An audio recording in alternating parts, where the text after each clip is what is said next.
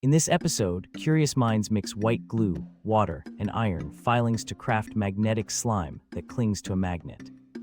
The science shows magnetic fields guiding the iron particles through a thick polymer, turning ordinary slime into a responsive material. Materials include glue, water, iron filings, a magnet, borax solution, a tray, and paper towels. Viewers are invited to hypothesize if the slime will chase the magnet, observe its motion as the magnet moves, and analyze how field lines organize the particles.